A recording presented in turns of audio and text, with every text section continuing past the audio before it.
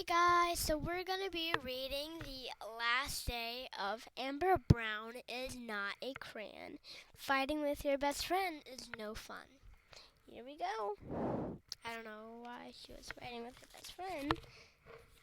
Oh, here we go. Okay. I don't have a timer because I only have one chapter left, so last chapter. Oh.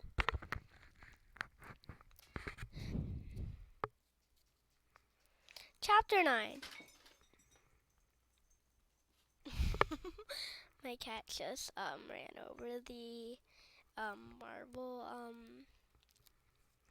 plate, so yeah. Today Mr. Colin's class is going to have a pizza party. Yay. That's the good news. The bad news is that it's a going away party for my ex-best friend, Justin Daniels. And we still haven't spoken to each other. I've been waiting for him to say I'm sorry. I don't know what he's been waiting for. So we've been sitting in class right next to each other without saying a word. Well, hardly a word. I confess, once I did say, "Hey, dirtbag." No, bad. Well, it's dirt and bag, so like dirt bag, so like it's not the bad word, so like yeah. Would you please pass the eraser? You only had to say that just for the eraser. And he said, "Crayon brain, get your own eraser." Now I know how they're fighting. It's a lot, but I'm not going to give in on this one. Justin is just so stubborn.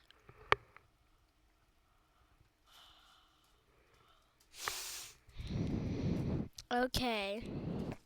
Today, the class returned from our trip to China. We will be going to Australia. Next, we will be going to Australia. I can't wait. Justin, however, won't be going. He'll be going to Alabama for real. I wish Alabama was a real person. Al and Obama was a real person, so I could tell them how much I hate them. As Brandy Colwyn talks by our desk, I call out, "Hey Brandy, don't forget we're going to sit next to each other when we go to Australia." Then Justin turns to Hannah and says, "I'll be sure to send you some postcards from Alabama." I yawn. A big yawn.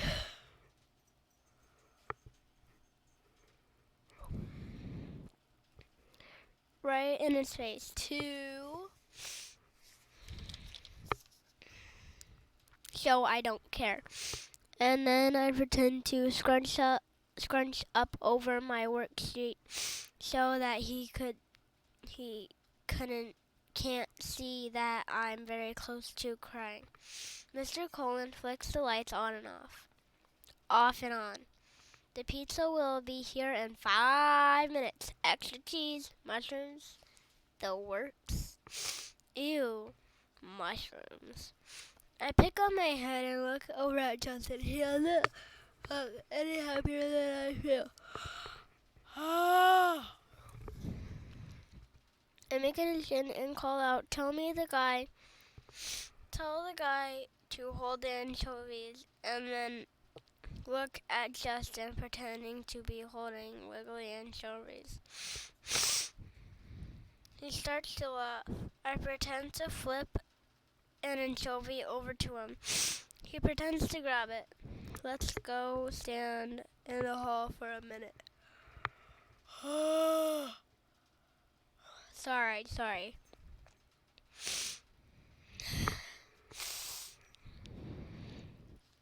Justin says, picking up his knapsack. We both walk over to Mr. Cullen and ask to go out in the hall for a few minutes. Sure. He motions to the door. As we walk out, I think I hear Mr. Cullen say, "Finally." Once we got out there, we just stand quietly for a few minutes. Then we both say, "I'm sorry," at the same time and link pinkies. You mean pinky promise? I don't want you to go. I don't want you to go. Okay. I start to cry just a little. Justin takes a deep breath and says, "I don't want to go either. You think it is easy? My new school is so big I don't know anyone there. What if I forget my locker combination? All the kids are there already.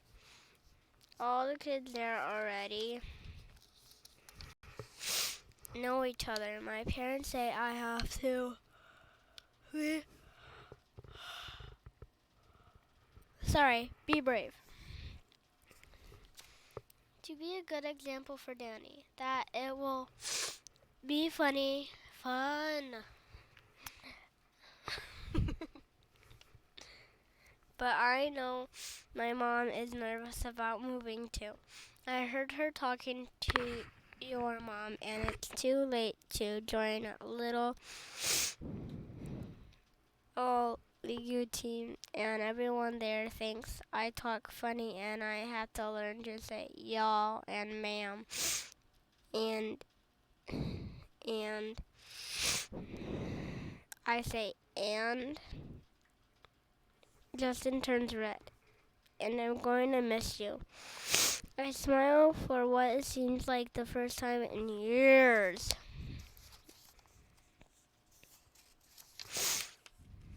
I have a lot of more pages. We could stand for a few minutes, and then I say, "Sorry." Know each other. My parents say I have to be brave. Wait. We stand for a few minutes, and I say, "Why didn't you tell me that sooner?" "Because you stopped talking to me." He says, "You wouldn't talk to me." I defended myself. "Not about the important stuff." "It's hard." He looks down at his untied shoelaces. I say, "I want you to stay." Justin looks up. "Me too, but I can't. My parents are making me go. But they said you and your mom could visit this summer." Sorry. "This summer, I better stop practicing y'all and ma'am." Justin pulls something out of his knapsack. It's a badly wrapped present. I open the package. It's a tissue box. Inside the tissue box was the chewing gum ball. "Thanks. It's the best present ever," I say.